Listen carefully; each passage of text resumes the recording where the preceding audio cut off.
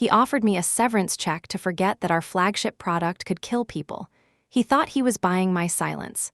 What he actually bought was a front row seat to his own demolition, and he didn't even know the show was about to begin. My name is Zelda Shepard, and for 7 years, my job was to be the ghost in the machine at Innovatic. As the chief of risk and compliance, I wasn't the person who coded the life-saving algorithms or designed the sleek, wearable tech that graced the covers of industry magazines.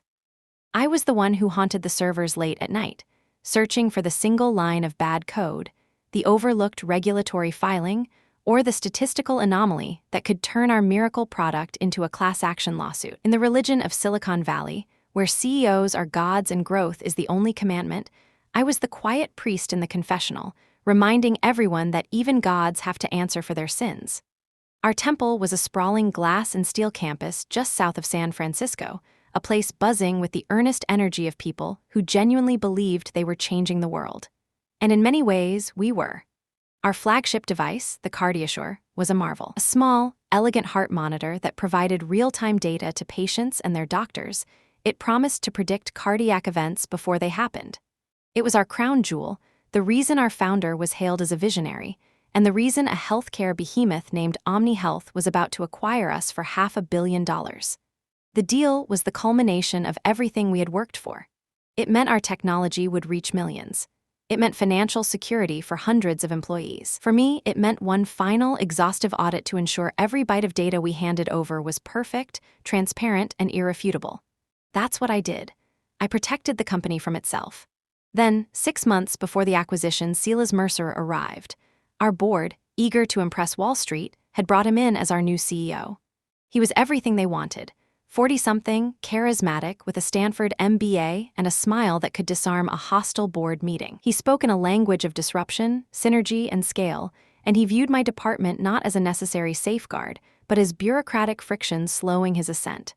"Zelda," he'd said in one of our first meetings, his eyes gliding past me as if I were a piece of furniture, "your job is to get us to yes. I'll handle the rest." He didn't understand that my job was to understand the cost of yes. The night I found it, the office was a tomb. Only the hum of the servers and the distant sweep of the janitor's vacuum broke the silence. I was on my 3rd cup of stale coffee, deep into the final data validation for the OmniHealth transfer. It was a tedious process, cross-referencing terabytes of clinical trial data against our production algorithms.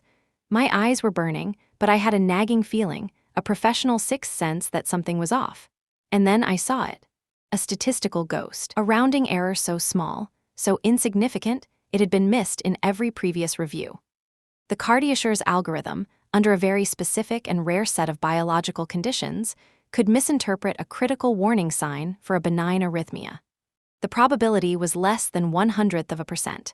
But for that tiny fraction of users, the device wouldn't just fail to warn them of an impending heart attack. It would actively reassure them that everything was fine. It was a digital death sentence, delivered with a reassuring green checkmark. My blood ran cold. This wasn't a bug, it was a time bomb. My first move was to draft a Priority 1 report. I outlined the flaw, the potential consequences, and a clear, actionable plan. Halt the data transfer to OmniHealth immediately, inform them of the discovery, and deploy our engineering team to develop a patch. It would delay the acquisition by a few weeks, maybe a month. It would be an embarrassing but ethically necessary footnote in our success story. I sent the encrypted report directly to Silas at 2:15 a.m., flagging it as critical. He summoned me to his office at 9 o'clock that night. The campus was dark again, but this time the silence felt predatory. Silas was standing by his floor-to-ceiling window, looking out at the city lights. He didn't turn around when I entered. "Zelda," he said, his voice smooth as polished glass. "I've read your analysis." "Then you know we have to pause the transfer," I said, keeping my voice steady. He finally turned, and the charming smile was gone. In its place was a look of cold, hard calculation. "What I know," he said, walking slowly toward his desk, "is that you're about to torpedo a $500 million deal over a statistical fantasy." "It's not a fantasy, Silas. It's a fatal flaw. The liability alone could bankrupt us, to say nothing of the moral implications." "The moral implication," he countered, his voice dropping, "is that this deal will put CardioSure on the wrists of 10 million people. The good we do will far outweigh this infinitesimal risk. We fix it quietly in the first software update after the papers are signed. It's called looking at the big picture." I stood my ground. That's not the big picture. That's fraud. We have a legal and ethical duty to disclose this to Omni Health and to our users. He stopped in front of me, his expression hardening. Your duty is to the company, and I am the company. You will retract this report. I looked him straight in the eye. No.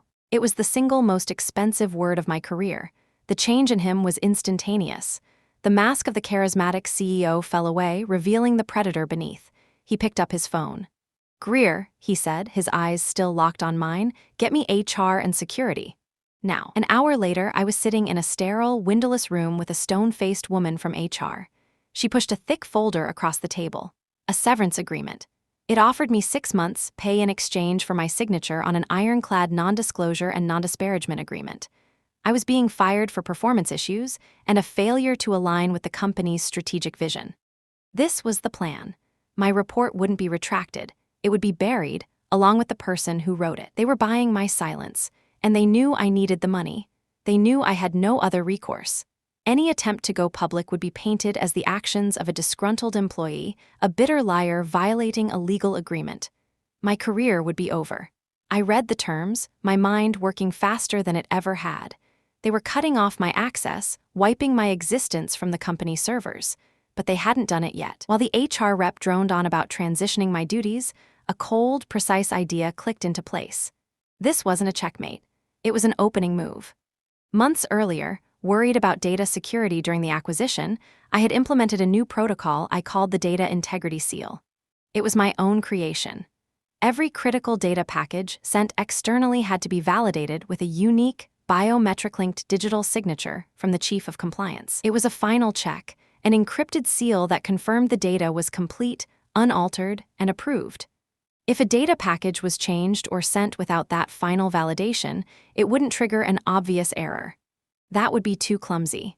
Instead, my protocol would embed a silent, hidden red flag deep within the file's metadata, a flag completely invisible to our internal systems, but one that would immediately be detected by the deep dive auditing software used by firms like Omni Health during their final due diligence. It was designed as a shield against corporate espionage or accidental data corruption. I realized, in that cold little room, that it could also be a sword. I picked up the pen. I have one condition, I said, my voice surprisingly calm. I need to log into my terminal one last time to initiate the formal knowledge transfer protocol. It's company policy for a level 4 clearance. You can watch me do it. The HR woman, eager to be done with me, reluctantly agreed. A security guard escorted me back to my dark, empty office. My colleagues were gone, already afraid of the taint of my association. I sat at my desk, the guard and the HR rep standing over my shoulder. I logged in. The transfer prompt for the Omni Health data package was waiting for my final approval. Silas's assistant had already queued it up, based on a version of the data that had my findings surgically removed. All I had to do was click Approve. My fingers hovered over the mouse. They saw me open the protocol. They saw me navigate the menus. They saw my cursor move to the final validation button. But in the final second, my hand moved with practiced ease. I didn't approve it. Instead, I initiated a system diagnostic and then logged out. To their untrained eyes, it looked like I had completed a final system handshake. But I knew what I had actually done. I had left the bomb unarmed, the seal broken. I had armed the truth. I signed the papers. The security guard walked me to the lobby, my personal effects in a cardboard box. As the glass doors slid shut behind me, I looked back at the gleaming Innovatic logo. Silas thought he had erased me. He thought he had paid for my silence and scrubbed the inconvenient truth from the record. But I hadn't built a shield made of paper. I had built one made of code. And it was waiting silently on the server, a digital ghost, ready to tell its story the moment someone with the right tools came looking. He hadn't bought my silence. He had simply started a countdown. And I was the only one who could hear it ticking. The first few weeks of my forced exile were a study in suspended animation. I deposited the severance check, and the number that appeared in my bank account felt less like a safety net and more like blood money. I moved into a small, anonymous apartment in Oakland, a place with clean white walls and no memories. I spent my days building a freelance consulting website I had no passion for, and my nights staring at the ceiling, replaying every line of code, every corporate policy I had ever written. I was a ghost haunting a life that was no longer mine. The non-disclosure agreement was a cage. I couldn't warn anyone. I couldn't speak to the press. I couldn't even tell my closest friends the real reason I was suddenly on sabbatical. I was a Cassandra with her tongue cut out, forced to watch the Trojan horse being wheeled through the gates of a city I had sworn to protect. My only connection to my former life was a burner phone I used for a single contact, Ewan, a senior data engineer at Innovatic and one of the few people there who valued integrity over innovation theater. His first text came 3 days after my termination. "They're moving forward," Silas held in all hands, said the deal is in its final stage. He told everyone you left for a new opportunity. People are buying it? I typed back a simple, cryptic reply. "Do your job, Ewan. Document everything." The silence that followed was the hardest part. I watched Innovatic's stock price climb in anticipation of the acquisition. I read glowing articles praising Silas Mercer as a visionary leader poised to revolutionize healthcare. Each word was a small, sharp stab. He was building his legacy on top of a landmine I had discovered, and I was the only one who knew it was there. 2 weeks later, Ewan's message vibrated on the cheap coffee table. "It's done. They sent the data package to Omni Health this morning." My heart hammered against my ribs. "How?" I texted back. It needed validation. The 3 dots of his reply seemed to last an eternity. Silas ordered it. He had a junior engineer from the acquisitions team recertify the package using provisional admin credentials, said it was a formality. The kid had no idea what he was even looking at, Zelda. They're celebrating on the main floor right now. Champagne. I closed my eyes. The arrogance of it was breathtaking. Silas hadn't just ignored my warning, he had actively circumvented a core security protocol with the casual wave of his hand. He hadn't understood that the seal wasn't just a bureaucratic hurdle. It was a tripwire. The junior engineer's signature wasn't a validation, it was a forgery. And my system, the quiet, methodical ghost I'd left in the machine, would have noticed. It wouldn't have blocked the transfer. It would have simply tagged it. A silent little whisper in the metadata, a digital footnote that said, "This evidence has been tampered with." Now, all I could do was wait for someone to read the fine print.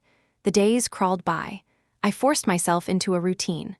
Morning runs around Lake Merritt, afternoons in coffee shops building financial models for clients I didn't have, evenings staring at financial news tickers, waiting. It was a unique form of torture, knowing that a time bomb was ticking and being completely powerless to stop or accelerate it.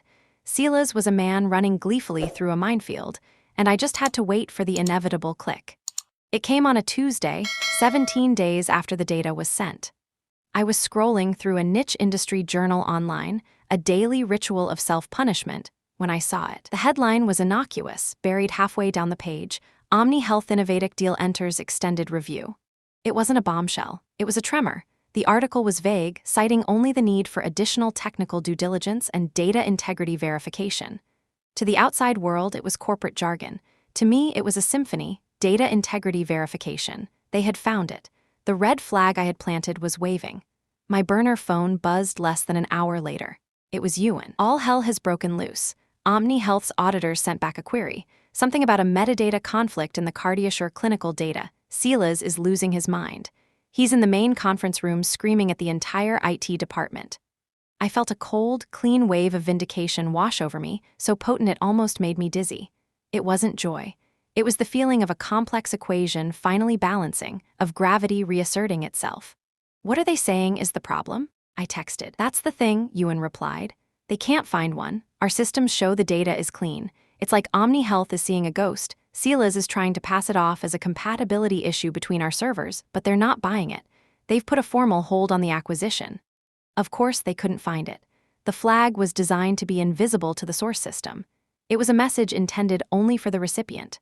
For the next 48 hours, Ewan's texts painted a picture of escalating chaos. Silas had brought in outside consultants. They were working around the clock running diagnostics, but they were looking for a technical error, a corrupted file. They were searching for a bug in the system when the bug was in the CEO's office. I knew what was coming next. He had exhausted every other option. He had blamed his own people, he had tried to bluff the auditors, and he had failed. There was only one person left who might have the answer, the one person he had tried so hard to erase. The call came on Friday afternoon. I saw his name flash on my personal cell, the one he wasn't supposed to have the number for.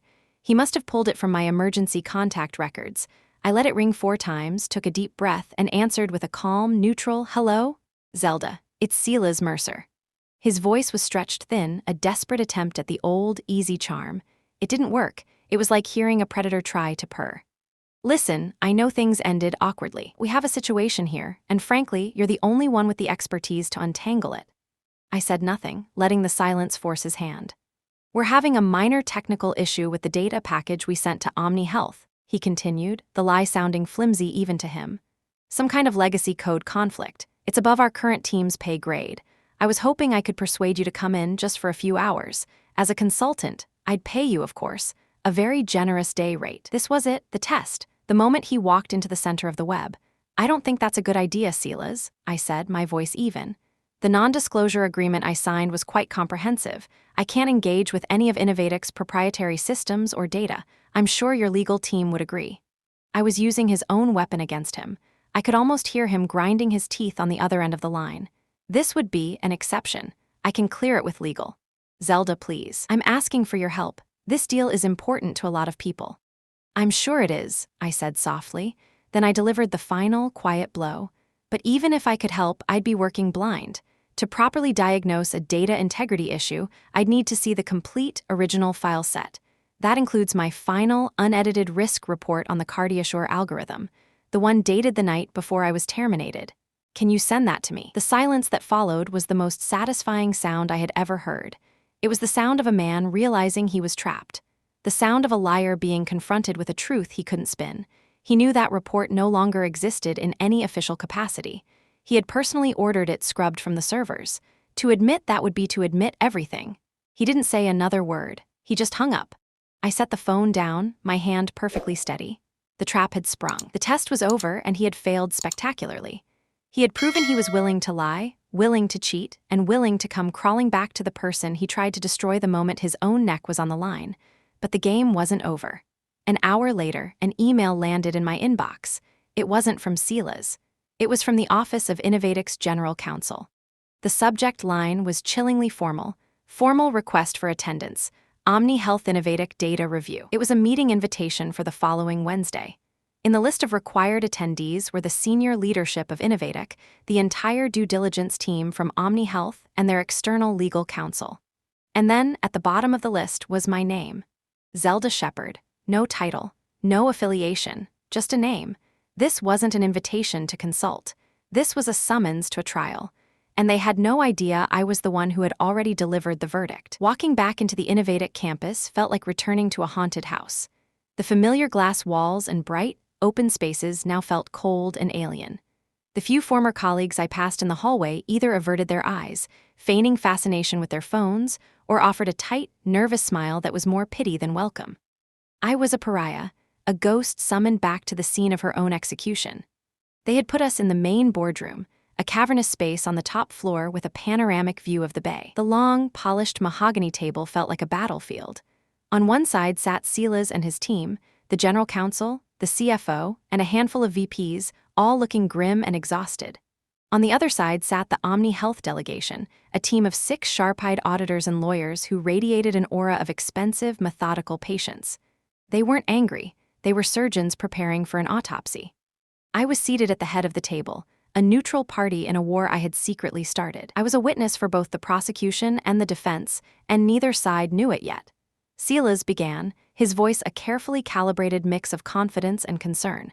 He called the situation an unforeseen data anomaly and a frustrating but minor technical hurdle. He then turned his attention to me, addressing the Omni Health team with a look of practiced sincerity.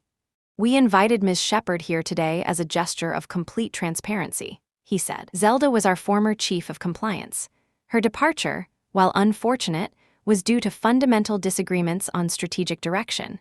It's possible this data flag is a remnant of a legacy protocol she implemented. We believe her presence here can help us resolve this quickly.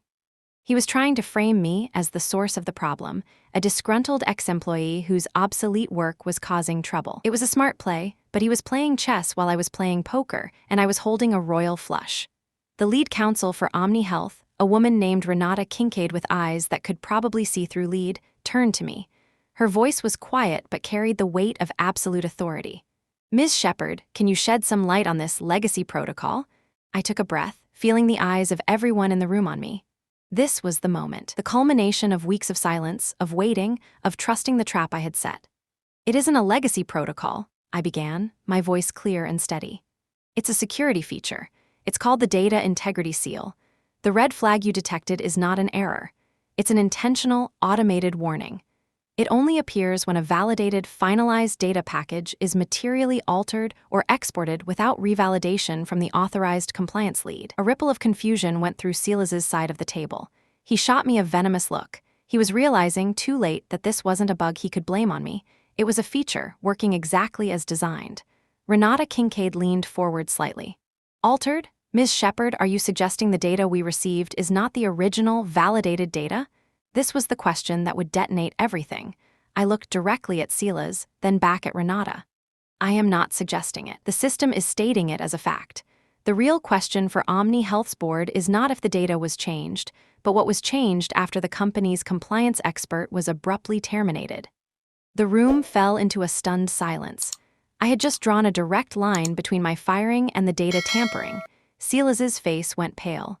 He saw the trap closing, but he couldn't see the way out. That's an outrageous accusation, Innovatix counsel stammered, but Renata held up a hand, her eyes never leaving my face. Do you know what was altered, Miss Shepard? I have a very good idea, I said. I reached into my briefcase and pulled out a single, encrypted flash drive. Before my access was terminated, I created a legally permissible personal backup of my final active work file, as per my employment agreement. It contains my final comprehensive risk assessment of the CardioSure algorithm, timestamped at 2:15 a.m. on the day I submitted it to Mr. Mercer. I placed the drive on the table. It sat there like a small black grenade. That report, I continued, my voice now holding the sharp edge of command, details a critical flaw in the algorithm that, under specific conditions, could lead to a failure to detect an imminent cardiac event. I recommended an immediate halt to the acquisition process to patch the flaw. I was fired less than 24 hours later. I can only assume my report, and its findings, are the data that was surgically removed from the package you received. The explosion was not loud. It was a quiet, deadly implosion. The faces of the Omni Health team turned from curiosity to cold fury.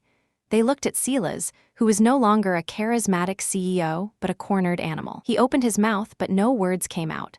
The lie was too big to spin, the truth too damning to deny. The meeting was over. Renata Kincaid stood up, her face a mask of professional disgust. This meeting is concluded, she announced. Consider our offer for acquisition formally withdrawn. Our legal team will be in touch regarding a material breach of good faith negotiations. They filed out of the room without a backward glance. We were left in a tomb-like silence, the wreckage of a $500 million deal littering the mahogany table. Silas just sat there, staring at the flash drive as if it were a snake. His career hadn't ended with a bang, but with the quiet, irrefutable click of a USB drive being placed on a table. I stood up to leave. As I walked past him, he finally spoke, his voice a hoarse whisper. You did this. I stopped and looked down at him, not with anger or triumph, but with a kind of weary finality. No, Silas, I said. You did, I just made sure someone was there to take notes. The aftermath was brutal and swift. Silas was fired by the board that afternoon. The news of the withdrawn offer and the underlying reason sent Innovatix stock into a freefall. The company was crippled, its reputation in tatters. For a while, I felt a grim satisfaction. I had won. The truth had come out. But as the weeks turned into a month, the feeling faded, replaced by a hollow ache. I had exposed a villain, but I hadn't saved the company. I had protected future patients, but the employees I'd once worked alongside were now facing layoffs. The victory felt incomplete, tainted by the collateral damage. Then, a month later, I received a call from an unknown number. It was Renata Kincaid. Zelda, she said, her voice warm and direct. We were impressed, not just by your competence, but by your courage. Thank you, I said, unsure where this was going. We are not acquiring Innovatix, she continued. But talent is a valuable asset. I'm the CEO of Omni Health, and I am building a new division focused on technology ethics and algorithmic accountability. I'm not looking for someone who just knows the rules. I'm looking for someone who has a spine. The job is yours if you want it, Director of Global Compliance and Technology Ethics. You'd report directly to me. I was speechless. It wasn't just a job offer. It was a validation. It was a chance not just to be a gatekeeper, but to be an architect. I accepted. My first project at Omni Health wasn't about acquisitions or profits. I convinced Renata to fund a small, independent team of engineers, including Ewan, whom I hired away from the wreckage of Innovatix, to work on a single problem, fixing the CardioSure algorithm. We spent 3 months dissecting my original findings and building a patch. Because Omni Health was a market leader, we were able to release the patch as an open-source security update, making it available for free to any company using similar predictive health technology. We didn't save Innovatic, but we helped inoculate an entire industry against the flaw. The true moment of healing came 6 months into my new role. An assistant forwarded me an email from a customer relations database. It was from a man in Ohio, a 54-year-old high school teacher. He wrote that his heart monitor, made by a small competitor of Innovatic, had alerted him to a severe anomaly one morning. He went to the hospital and discovered he had a critical blockage that required immediate surgery. His doctor told him that without the early warning, he likely would have had a fatal heart attack within the week. He was writing to thank the anonymous engineers who had released the software update his device had recently installed. I saved the email. I read it whenever I felt the weight of my past decisions. My revenge wasn't seeing Silas Mercer's name disappear from the business journals. It wasn't the sterile satisfaction of being proven right in a boardroom. It was this. It was the quiet, unseen ripple of a single, principled decision. It was the silence of a siren that never had to sound, a family that never had to grieve, a life that was allowed to continue, all because someone somewhere had refused to sign off on a lie. I hadn't just gotten justice. I had found peace. And I had learned that the most profound victories aren't the ones where you tear something down, but the ones where you build something better in its place.